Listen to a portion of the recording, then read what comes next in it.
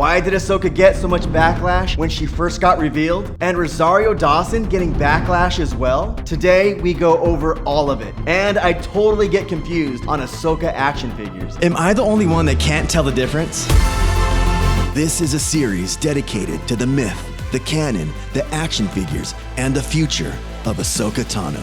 Welcome to the Ahsoka Chronicles. I know Jedi.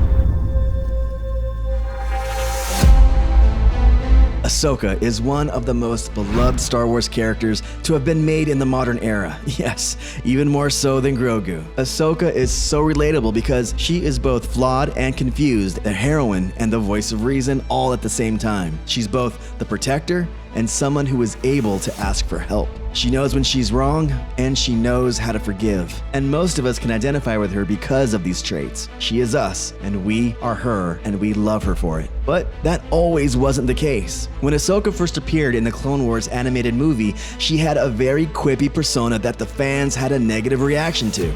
So, if you're a captain, and I'm a Jedi, then technically I outrank you, right? What's the plan? Oh, I thought you were the one with the plan. No, I'm the one with enthusiasm. You're the one with the experience, which I'm looking forward to learning from. There's been a mix-up. The youngling isn't with me. Stop calling me that. You're stuck with me, Sky Guy. What did you just call me?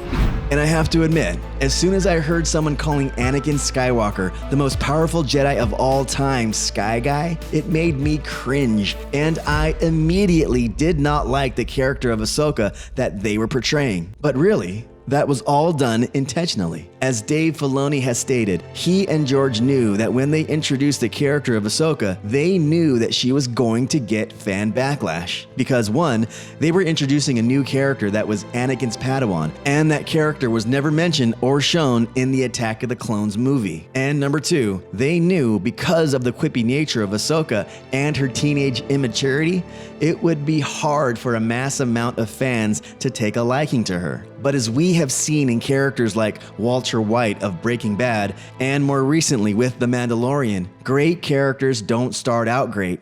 They start out rough and flawed. Because this Ahsoka is very different from this Ahsoka. And fans grew to love her. Can you imagine her calling Darth Vader Sky Guy with a quippy line? No. Because that's no longer Ahsoka. And Dave Filoni even warned Ashley Eckstein before the episodes went public that her character would get a backlash at first, but then people would love the character. And he was right. But are we still getting Ahsoka backlash from the live-action version of Ahsoka?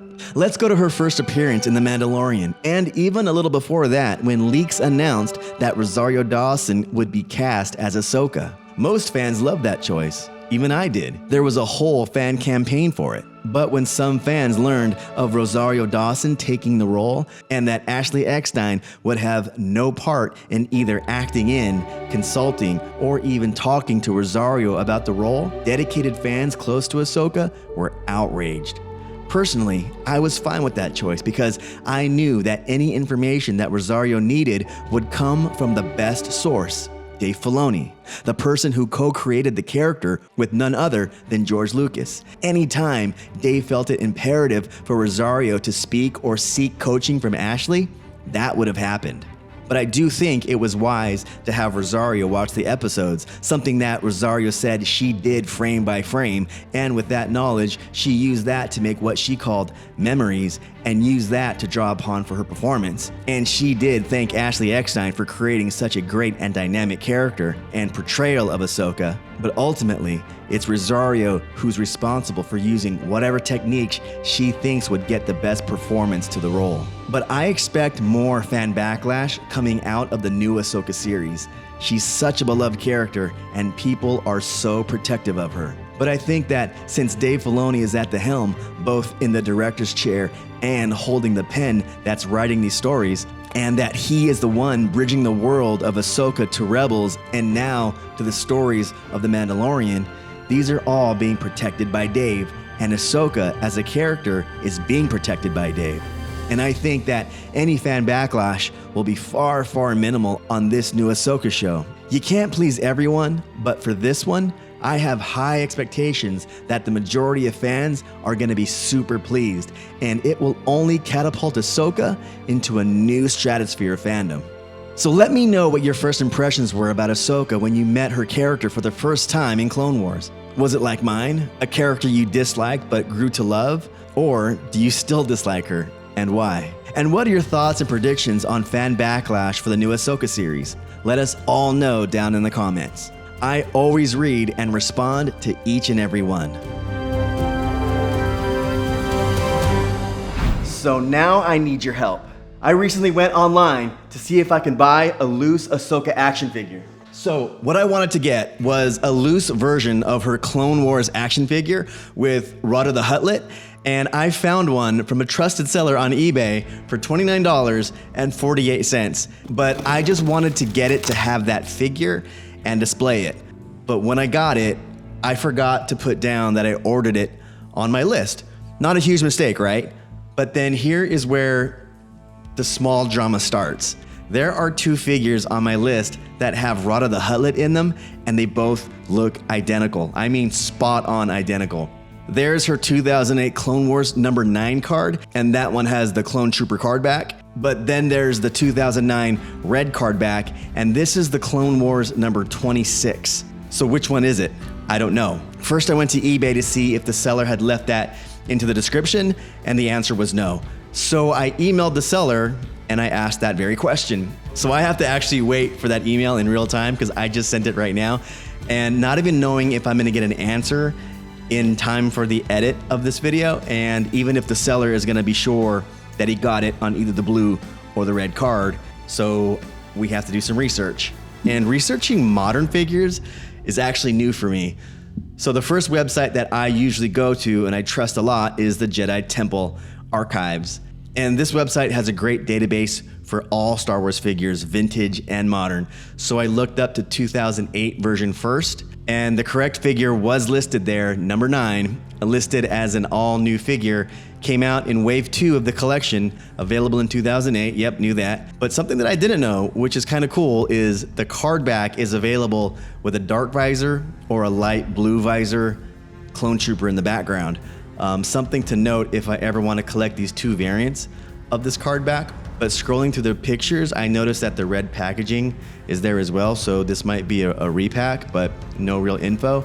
So going back out to the main collection line, I went to the red 2009 Clone Wars line, and in Wave 3.5, which is amusing, we find Ahsoka Tano number 26, and that's the red packaging that we saw listed in the 2008 line. And it says in the info that this is a repaint of the 2008 blue card issue.